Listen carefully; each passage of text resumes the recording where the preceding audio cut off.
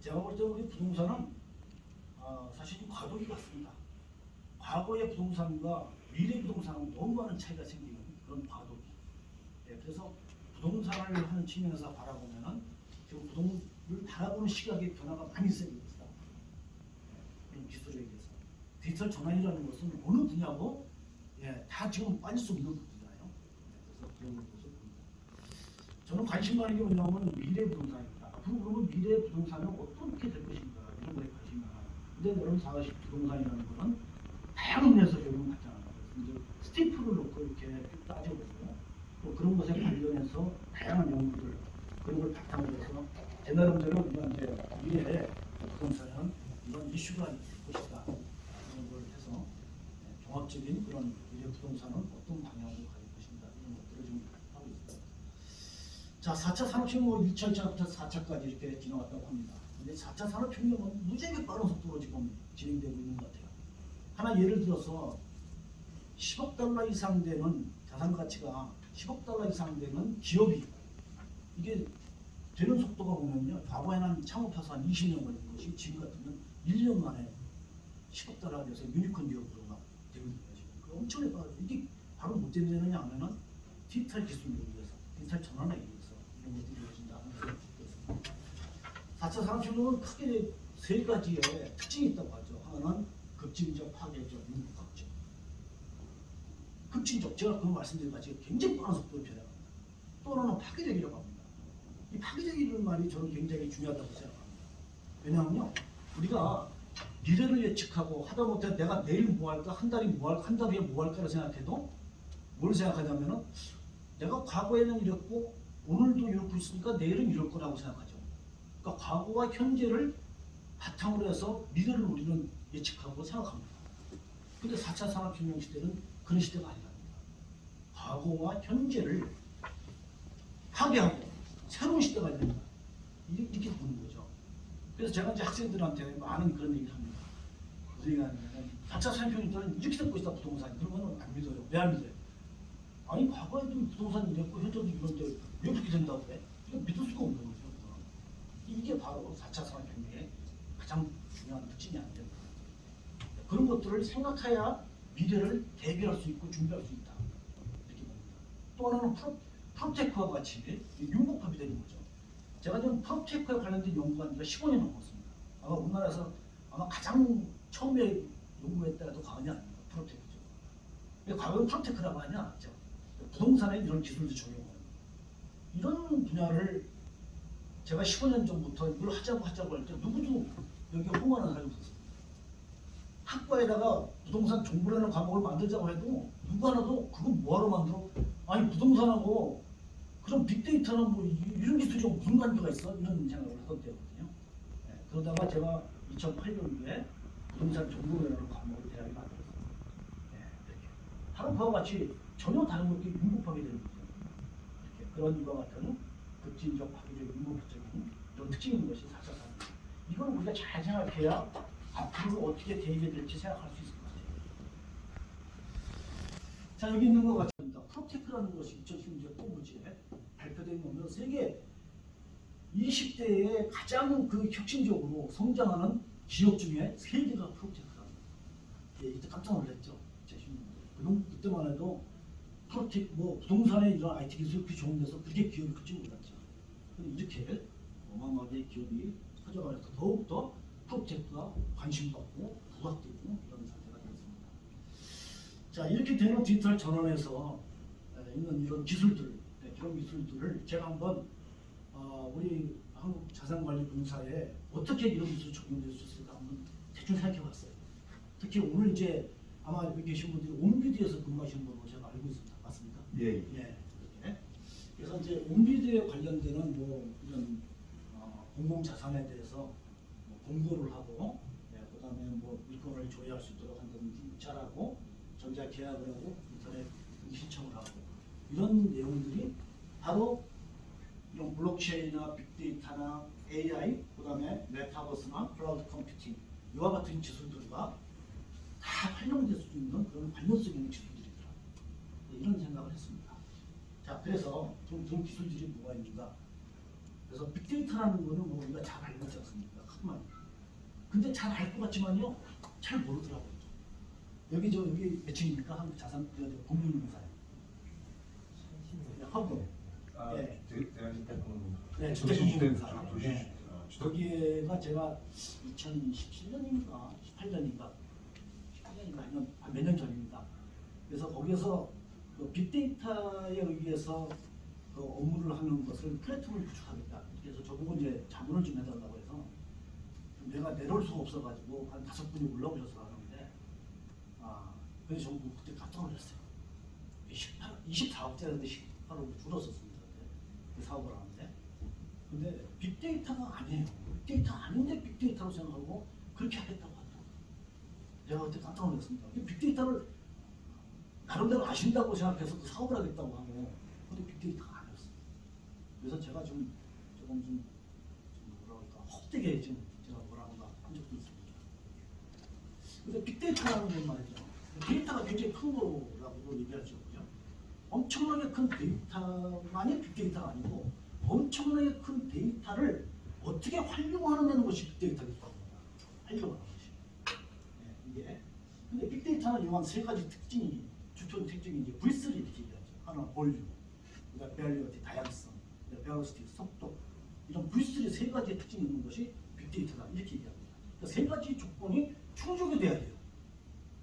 이렇게 볼륨만 가지고 얘기하는 건 아니다는 거죠. 용량만 크다고 되는 게 아닙니다. 그렇다고 빅데이터가 아닙니다. 두 번째가 가장 중요하다고 저는 봅니다. 왜냐하면 다양성. 다양성이라고 하면 데이터는 전용 데이터, 비전용 데이터가 있거든요. 근데 전용 데이터는 전체 데이터가 엄청나게 많이 증가하는데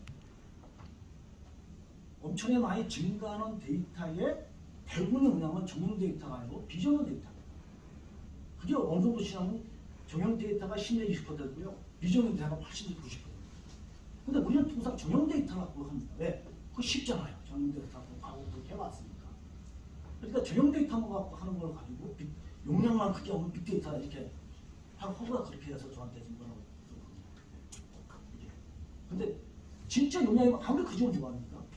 비전용 데이터가 80에 90%인데 그걸 활용할 수 있어요. 그게 중요하다는 거죠. 그래서 이게 비전용 데이터를 활용할 수 있는 기술들 이런 것들이 이제 많이 발전했습니다. 그래서 그런 부분에서 빅데이터라는 것이 활용할 수 생각할 수 있어요. 기술이라는 것은 말이야 얼마든지 활용할 수 있습니다. 뭐만 있습니다. 돈만 있어. 이것은 전문 기업들 많아요. 엄청나게 많거든요. 생각만 잘하고 활용할 생각만 하면은 그건 얼마든지 구현할 수 있습니다. 지금 기술이. 그래서 그런 측면에서 지금 잘 생각해야 될 것 같다. 여기서 이제 그런 말씀을 드렸고요. 이런 기술들이 적용되는 것은 빅데이터라는 건 뭐 다양한 부분에서 지금 적용 안 되는 부분이 없습니다. 아주 다양하게 적용되고 있잖아요. 그래서 제가 비전용 데이터가 잘 활용되지 못하는 시기에 이게 제가 언제 했냐면은 요거까지 말씀드리겠습니다. 그래서 이제 이게 이제 뭐냐면은 그럼 데이터를 잘 활용할 만큼 데이터 있는 곳을 잘 알아야 되겠죠. 어떤 분야가. 근데 어디에 어떤 데이터가 있는지를 찾는 것도 굉장히 중요한데 굉장히 어려웠어요. 그래서 국가에서 어떻게 하냐면 빅데이터를 발전시키기 위해서 빅데이터 플랫폼을 만들었습니다. 분야별로. 그래서 2019년도에 10개입니다. 여기죠? 2019년도에 10개. 그 다음에 2020년에 6개 분야. 16개 분야를 플랫폼을 구축을 했어요. 그래서 내가 예를 들어서 관광에 관련되는 그 뭐 데이터를 활용해가지고 뭘 만들어야겠다. 그러면은 그거 어디가 찾냐? 그래 찾을 필요 없이 뭐만 하면 돼요? 관광 빅데이터 플랫폼에 가면 그 데이터가 있다고. 거기서 찾으면은 쉽게 찾을 수 있다. 이렇게 보는 거죠. 그래서 이게 이제 우리 부동산 분야도 굉장히 중요한데 이게 없었어요. 16개까지 될 때까지. 제가 굉장히 아쉽더라고요. 그리고 국토부에도 막 요청을 하고 막 이러는데 그래서 됐다기보다 작년도에 드디어 부동산이나 빅데이터 플랫폼이 추진되었습니다. 그래서 이게 한국 부동산이 주축이 돼가지고 작년부터 24년까지 22, 23, 24 3년 동안에 데이터를 구축합니다. 자, 이건 어떻게 구축하냐면요. 여기가 세 개가 이제 플랫폼을 구축하는 기관들이에요. 그리고 요 밑에 센터들이 있습니다. 센터. 그리고 센터 밑에 참가하는 기업과 기관들이 있어요. 그러면 참가하는 기관과 기업들이 자기가 갖고 있는 데이터를 센터에다 보내는 거예요. 그럼 센터는 그걸 취합을 해가지고 플랫폼에 전체적으로 올려줘요. 그리고 이 데이터는 유료일 수 있고 무료일 수 있습니다. 무료로 하는 거 그냥 갖다 쓰면 되고요. 유료인 것은 돈을 좀 내야 돼요. 그럼 내면은 여기서 받아가지고 여기서 다시 그 제공해주는 데이터를 이제 배분해 줍니다. 그리고 국가에서 예산을 다 운영하는데 일개 센터에 적어도 2억에서 한 6억 정도 돈을 줍니다. 매년. 이렇게 해서 거기서 데이터를 씁니다. 그래서 우리 홈페이지에서도 혹시 그런 데이터가 필요하다. 그러면 어디 가면 되냐? 여기 가요. 여기. 그리고 또 마찬가지로 관련되는 분야들. 그런 분야는 어딘가 그런 데이터가 어디 있을까 하고 첫 번째 찾을 것이 바로 여기다. 여기 가서 일단 찾으면은 거기서 데이터를 쉽게 찾아낼 수 있을지 모른다. 우선 그게 가장 빨리 데이터를 찾는 방법입니다.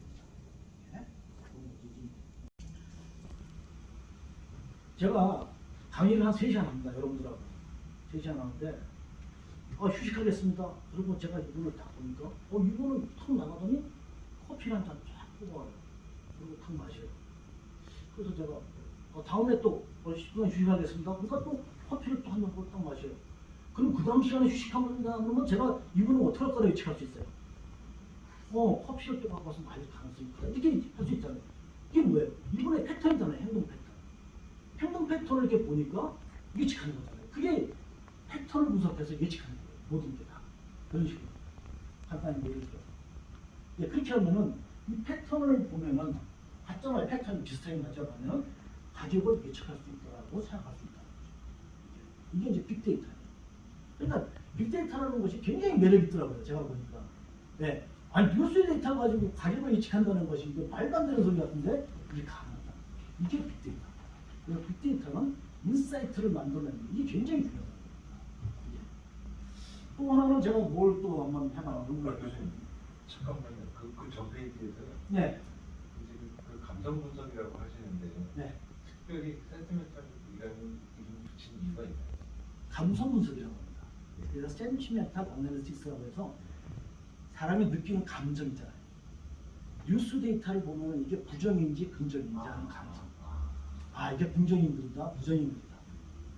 긍정인은 점수로 따져가지고 몇 점의 긍정인지, 네. 몇 점의 긍정인지. 그러니까 점수로 딱 정형화시켜가지고 15점의 긍정점수가 나왔다. 또 어떤 글은 5점의 긍정점수가 나왔다. 그럼 어디가 더 긍정이라는 거예요? 15점짜리죠. 그러니까 그게 훨씬 더 높이 이제 올라가는 거죠. 그 그래프가. 쉽게 말해서. 그런 식으로 이제 기사를 글로 써 있는 것들을 이거를 감성 분석을 해가지고 숫자화하는 겁니다. 그게 센티멘탈 어널리시스. 그래서 텍스트 마이닝이라는 말씀. 예, 텍스트 마이닝이라는 건 뭐냐면 글을 갖다가 투입해서 책을 해서 그래가지고 그걸 감성 분석을 한다. 그러니까 텍스트 마이닝을 해서 센티멘탈 어널리시스로 합니다. 그렇게 돼요. 자, 우리나라의 부동산의 정책은 수없이 많이 나옵니다. 이거 나오면 안 맞고 나오면 안 맞고 그래서 지난 정부 같은 경우 27번을 발표를 했는데 28번을 발표했는데 그렇지 않습니까? 왜 그래요? 나와서 조금 지나면 또 원래도 들어가고 또 문제가 또 생기고 계속 시행착오를 당하잖아요. 그래서 저는 이거 빅데이터를 가지고 시행착오 없이 정말 예측 가능한 제대로 된 정책을 예측 가능한 정책을 수행할 수 없을까? 이거를 또 연구했습니다. 그래서 정책을 현황을 진단하고 어떤 거를 정책을 내놨습니다.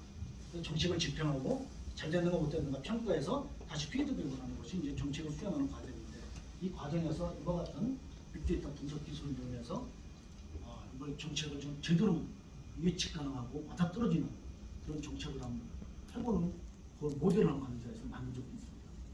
네, 이런 것들요. 근데 이제 저는 이제 하는 게 뭐냐면 이제 기초학문이잖아요. 기초학문. 네, 요걸 갖다가 이제 좀 더 발전시키고 이렇게 해야 되는데 그런 부분이 아직 이제 진행이 안 되는 것이 좀 아쉽긴 하죠. 네, 이런 것도 연구한 적이 있습니다. 아무튼 부동산에서의 빅데이터라는 것은 지금 가지고 있는 다양한 부동산의 시스템 그 다음에 그런 정책들, 또 다양한 기술들 그런 것이 전부 다 녹아 들어가서 부동산에 관련되는 또 부동산 외부에 영향을 미치는 그런 다양한 데이터를 갖다 빅데이터 분석을 통해서 부동산 정책, 개발, 평가 다양한 부분에서 충분히 활용할 수 있는 그런 기술입니다. 이게 이제 제가 만든 빅데이터 플랫폼입니다. 프레임워크죠. 이게 가능하다. 빅데이터 정도 말씀드리고 자, 이공진 이게 지금 이제 여기 있는 것 같이 오픈 AI는 챗 GPT부터 해서 뿐만 아니라 뭐 MS, 그다음에 구글, 메타, 네이버, 카카오 이런 데이터가 엄청나게 많이 가지고 있잖아요. 그 데이터를 활용해가지고 하겠다는 거죠. 그래서 여기 있는 것 같이 이런 학습을 시키는 거죠. 기기 학습을. 그래서 학습시키는 비용도 굉장히 줄고 있고 또 그런 소프트웨어도 비용이 많이 줄고 그러니까 더욱더 초거대를 할 수 있는 가능성은 굉장히 커지는 그런 환경이 있다. 이렇게 보여집니다. 여러분들 그 그림 그리는 거 있잖아요. 이거 재밌는 건데 그림을 그리는 것이 말이죠. 여러분도 그릴 수 있어요. 표현을 이렇게 해요. 예를 들어서 달리에게 정글에서 저비시 문제에 앉아있는 예술가 원숭이를 그려달라고 달리가 오는 겁니다. 여기 들어가서 하시면 됩니다. 그리고 딱 하잖아요. 그 그림을 그려줍니다. 이렇게 여러분도 하실 수 있습니다. 그 정도로 AI라는 거는 확 와닿아있다. 그림을 쫙 그려. 여러분들이 원하는 그림을 묘사를 쫙 해주면 거기에 맞는 그림을 한 4장 정도 딱 이렇게 선택을 해줍니다. 내가 원하는 걸 딱 선택하게. 그래서 그림을 그릴 수도 있습니다. 그만큼 아주 앞발려가 다 있다. AI는 뭐 다양한 부분에서 다양한 우리가 잘 알고 있습니다. 네? 이런 부분에서 충분히 활용할 수 있는 그런 기술이 될 겁니다. 근데 물론 시간이 많이 걸릴 것 같습니다. 왜냐하면 여러분들 잘 아시다시피 스마트 컨트랙트라는 건 프로그램만 시켜줍니다. 계약. 근데 프로그램으로 계약이라는 아주 예민한 부분까지 어떻게 그걸 표현해서 프로그램을 시킬 거냐 하는 부분이 숙제가 돼요. 그런 부분이 챗 GPT나 초거대 AI를 이용하면 가능할 수 있다 이런 생각을 하고 있어요. 그래서 이 블록체인도 마찬가지로 이제 제가 연구를 이렇게 해보니까 과연 블록체인의 특징과 부동산의 특징을 갖다가 견주어봤습니다. 그랬더니 실제로 부동산에도 잘 맞는 그런 기술이 바로 블록체인이라는 저는 나름대로 결론을 내렸어요. 그래서 앞으로 부동산에서의 어떤 거래의 안정성이나 신뢰성, 신속성 또 아주 편리하게 이용할 수 있는 그런 기술이 될 것이고 또 프로테크라는 것이 크게 확대 발전할 수 있는 것이 바로 블록체인 기술입니다. 여러분들 ICO라는 거 있잖아요. 이니셜 코인 오프. ICO에서 자금을 조달하잖아요. 그래서 ICO에서 이 자금을 조달을 통해서 부동산의 뭐 프로테크를 개발하려면 비용도 많이 충당할 수 있고 또 개발을 하거나 투자를 하거나 그런 다양한 쪽에서 이런 ICO를 통해서 할 수 있을 것이다 이렇게 보입니다. 자 여기 1단계부터 말이죠. 8단계까지 블록체인은 부동산 쪽에 이렇게 발전할 것이다 이렇게 지금 보고 있어요. 그래서 지금 현재는 제가 보면은 우리나라는 6단계에서 한 4단계까지 4단계는 뭐냐면은 부동산에 관련되는 다양한 그런 기록들 그런 것들이 기록 관리되는 그런 정도 수준입니다. 그리고 이제 8단계까지 가게 되면은 부동산의 거래가 이루어지면 국내 은비도 마찬가지잖아요. 그런 것들이 하면은 뭐 입찰을 하고 그다음에 계약을 하고 그다음에 그 갖다가 등기를 하고 세금을 내고 이런 다양한 것에 연결되어 있는데 그런 것들이 다 자동화되고 모든 것이 한꺼번에 착 이루어지는 그런 과정까지 앞으로 가게 되는 것이 8단계입니다. 그럼 8단계까지 가게 되는 것은 앞으로 얼마나 많은 시간이 걸리냐? 제가 볼 때는 앞으로 한 너무 작가 10년이면 가능할 것 같아요. 그래서 그렇게 되는 기술이 된다. 자, 이와 같이 지금 블록체인이라는 것은 미국의 뭐 주별도 그다음에 스웨덴이라든지 조지아고 윈니스 이런 데서 일부 우리나라도 했죠. 2018년도에 종이 없이 부동산 거래를 할 수 있도록 하겠다. 이렇게 해가지고 플랫폼을 구축을 하고 제주도를 시범지로 정해가지고 1년 동안 시험됐습니다. 자, 이거 봅니다. 자, 제가 예를 들어서 계약을 하나 했어요. 공인중개사 사무실에 가지고. 그러고 나서 제가 이제 매수자로서 계약을 하면은 대출 받을 필요가 있잖아요. 그리고 대출 받으면 어떻게 해요? 은행 가죠? 은행 가가지고 은행 가서 상담을 합니다. 그러면 이제 다 맞춰보죠. 뭐 신용도가 얼마인지 자산이 얼마에서 상황이 이게 되는지 안 되는지 다 해보고 예 가능합니다. 그 정도 금액은. 근데 여러 서로 준비해 오세요. 예 알았어요. 저거 가서 서로 준비해가지고 다시 갑니다. 근데 시간이 많이 걸려요. 근데 여러분 블록체인이라는 것을 어떻게 하면은 전부 다 뭐라 그래요? 탈중앙화 돼서 전부 다 공유된잖아요. 다 데이터가 전부 다. 거기에 참여한 모든 노드가 같이 공유한다는 것이 블록체인이잖아요. 탈중앙화는. 그러니까 예를 들어서 블록체인 시스템에 그런 것들이 연결이 되면은 은행도 전부 다 하나의 노드로서 다 참여하게 되면은 거래가 이루어지는 거래 장부나 아니면 거래 공부나 관련되는 부동산 공부가 은행에 다 있다는 거예요. 그렇게. 그럼 은행에서 그런 소리 띄우라고 할 필요 없어요. 없는 거죠. 다 갖고 있으니까. 그러니까 어떻게 돼요? 준비하고 어떻게 하고 할 시간이 필요가 없는 거죠. 나는 뭐만 하면 돼요. 그냥 내 신분증 하나 하면 되고. 왜? 그거면 계약한 것도 거기 쓰고 벌써 이미 다 가 쓰고. 그 다음에 뭐 띄우라고 하는 서류들 그런 것들도 거기 다 있을 테니까.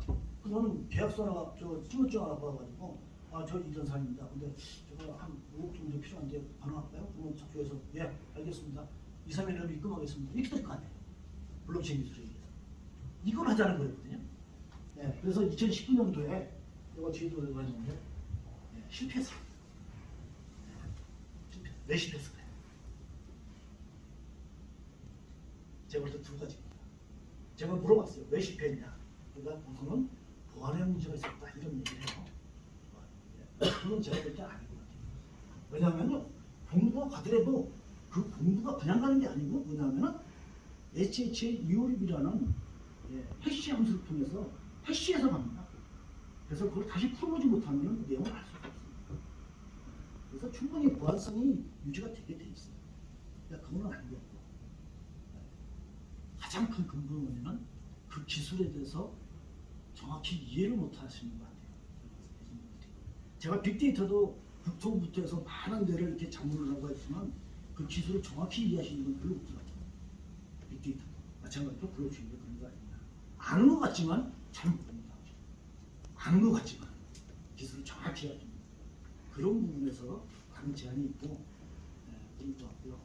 두 번째는 뭐냐면 블록체인 기술이라는 것이 완성된 기술이 아니라는 거예요. 이게 완성된 기술은 아닙니다. 앞에서 제가 여기서 지금 어떻게 하고 있다면 쓰레기입니다. 그래서 등록하는데 이게 지금 그럼 벌써 이게 시작한 게 2011년도에 15년이고 그러면 지금 몇 년 지났어요? 5년 지났잖아요. 그럼 지금 어떻게 돼야 돼요? 제대로 돼야 돼요. 정답이 되고 있어야 되나요? 5년 지났습니다. 안 되고 있어요. 왜 그래요? 기술이 완성된 기술이 아니죠. 그러니까 많은 제한이 아직 있는 것 같아요. 그런 것까지 되고 시험을 하다가 중지됐고요. 그러면서 다시 2020년도에 260억을 들여서 또 하겠다고 했어요. 여러분도 아시다시피 디지털 뉴딜 하는 거 있잖아요. 한국판 뉴딜의 디지털 뉴딜. 그 사업의 일환으로 마찬가지로 뭐 부동산에 대한 중개 없는 부동산 거래를 하겠다고 해서 중개사도 막 들기를 하면 난리 났잖아요. 옛날에. 그거 마찬가지로 그러다가 이것도 무감가 됐다. 이런 상태입니다. 그래서 좀 아쉽습니다. 하여튼 이렇게 하고 있습니다. 자, 블록체인은 우리 부동산에 이런 분명 아까 말씀드린 시간을 단축하고 안전하고 편리하게 모든 거래가 이루어질 수 있는 플랫폼을 추가하고 ICO에서 자금을 조달하고 그런 것들에 투자를 하거나 뭐 개발을 하거나 그렇게 할 수 있고 그 다음에 매물도 허위 매물을 골라내고 방지하게 할 수 있더라고요. 제가 해보니까 그 다음에 전자상거래도 가능할 수 있겠다는 생각을 했어요. 블록체인에서 그렇게 된다면 부동산의 공공혁신, 거래, 금융, 개발 이런 데 혁신적인 것이 일어나고 또 부동산에서의 이 거래라는 투자라는 게 지금은 돈 많은 사람만 투자하지 않습니까? 근데 그게 아니라 주식과 같이 토큰화 시키면 부동산의 가상자산을 토큰화 시켜서 토큰을 사는 것도 할 수 있어요. 10억짜리 아파트를 10만 원만 해서 투자할 수 있습니다. 10만 원어치만 투자하는 거예요. 이런 식으로 세분화 시켜서 권리를 세분화 시켜서 할 수 있습니다. 지금 시간이 얼마 됐나요? 절반 시간. 네, 40분입니다. 46분. 자, 그 다음에 이제 메타버스입니다. 자, 가트론은 이렇게 얘기합니다. 2020년도에 25% 사람들이 하루에 1시간 이상 메타버스 세상에서 생활하게 될 것이다. 이렇게 얘기합니다. 자, 여러분들은 메타버스 세상에서 가보셨습니까? 가보셨죠?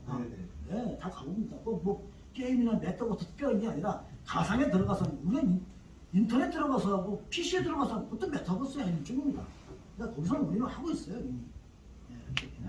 그런데 이런 것들이 이 협업을 통해서 뭐 예를 들면은 지금 메타, 페이스북이 메타를 갖겠잖아요. 그래서 메타에서 하는 토이즈 워크룸에서 뭐 토의를 하고 협업하고 이렇게 합니다.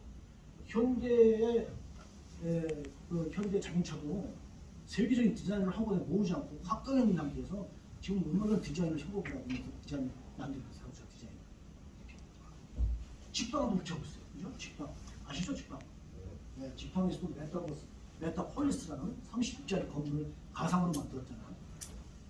직방은 지금 현재 우리나라 최초의 유니콘 기업이죠. 지금 자산 가치가 2억 4천 정도 됩니다. 2조 4천, 2조 4천.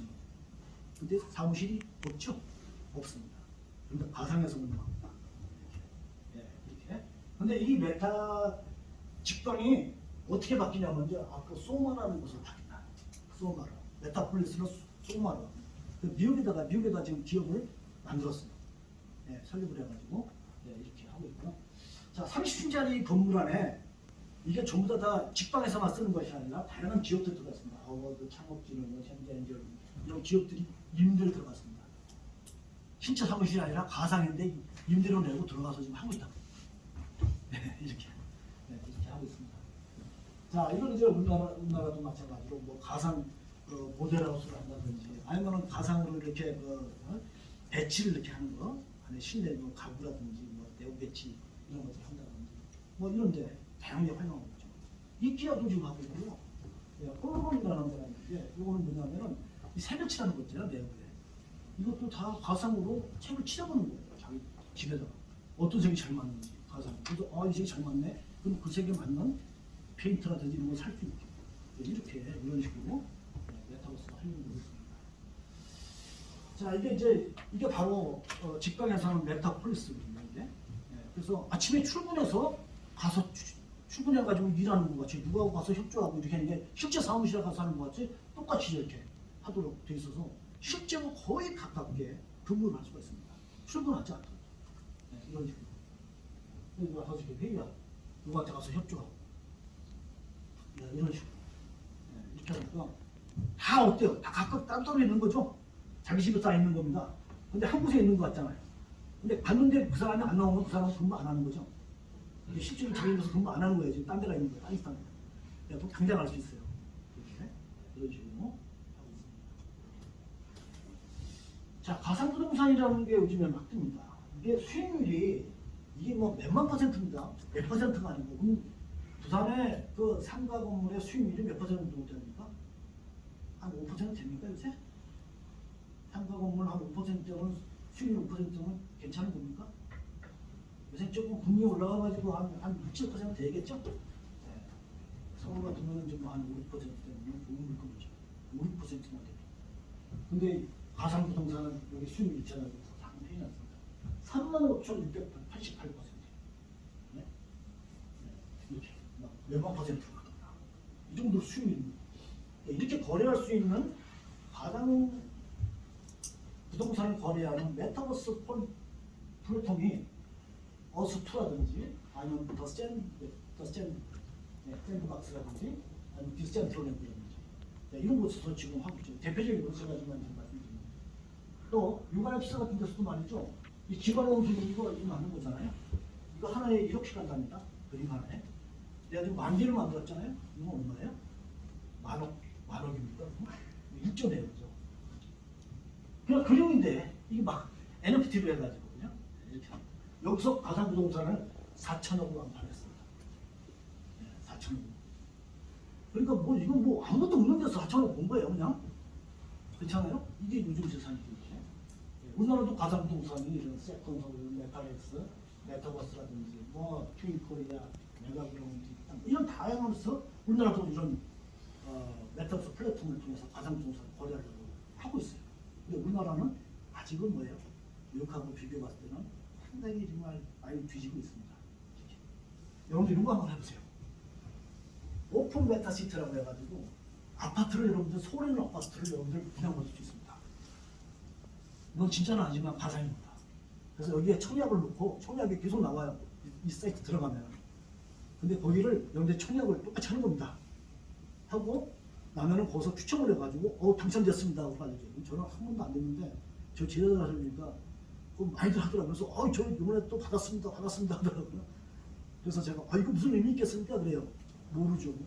혹시 가상에 있는 아파트가 이게 나중에 또 이게 가상에 있는 토지 거래소듯이 지금 다 무료로 하니까 한번 재미삼아 해보는 것도 괜찮을 것 같아요.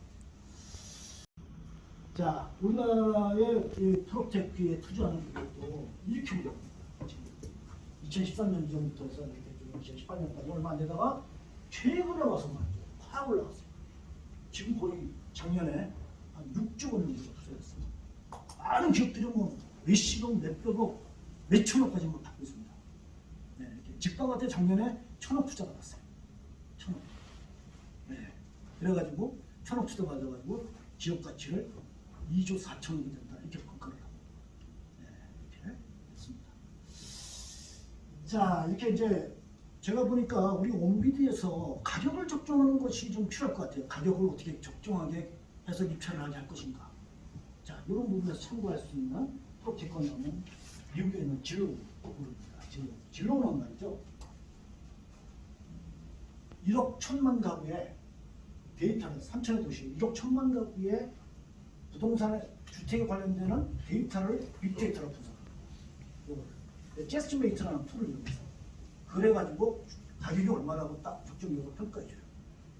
예, 그래서 그거 가지고 엄청나게 큰 회사예요. 예, 이게 그래서 정확도가 얼마 전에 거의 95%에 가깝다 이렇게 됩니다. 예, 저 자세하게 좀 시간 없어가지고 말씀 못 드렸는데 내가 이렇게 단편적으로 말씀드리겠습니다. 그 다음에 문화라도 말이죠. 이건 공간의 집이나 나라의 살집이라든지 밸류 쇼핑, 그 다음에 문화 플랜 이런 데서 부동산 가격을 평가합니다. 근데 어떤 것 같냐면 AVM이라는 알고리즘을 잡니다. 오토매틱 밸류 모델링이라고 해가지고 가격을 예측하고 평가하는 자동으로 예측하는 모델 이거 있어요. 이걸 가지고 하는 거죠. 그래서 이런 것들도 아마 온비디에서 가격을 이렇게 할 때 참고가 되지 않을까 싶습니다. 자, 그다음에 여기 이제 어떤 부동산이나 이런 거에 대해서 입찰을 하게 하려면 소개를 잘 해야 될 것 같아요. 그런 물건에 대해서 그런 걸 할 때 가상 부동산을 이용하는 메타버스를 이용하는. 그래서 지금 모델하우스 있잖아요. 모델하우스도 건설사들이 전부 다 지금 가상 부동산을 운영합니다. 가상에서 모델하우스를 운영하는데 어느 정도 하냐면요. 전에는 바뀌었어요. 업체에다가 이거 만들어줘야 하는데 지금 어떻게 하는지 아세요? 회사 내부에다가 그 조직을 만들어서 거기서 합니다. 그 정도로